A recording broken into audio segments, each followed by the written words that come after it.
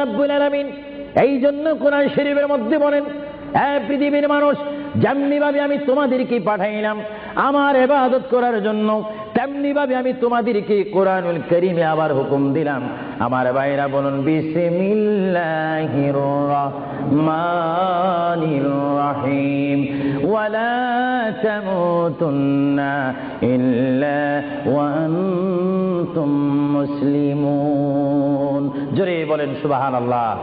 আমার আল্লাহ বলেন, আমার বান্দার মধ্যে নারী হোক আর পুরুষ হোক, পুরুষ হোক আর মহিলা হোক, উভয় জাতি থেকে আমি বললাম তোমরা ততক্ষণ পর্যন্ত মৃত্যু বরণ করো না, ততক্ষণ পর্যন্ত তোমরা মরো না, যতক্ষণ পর্যন্ত তোমরা নিজকে নিজে মুসলমান প্রতিষ্ঠিত করতে না পারবে, যতক্ষণ পর্যন্ত তোমরা মুসলমান না হবে, ততক্ষণ পর্যন্ত তোমরা মরো না।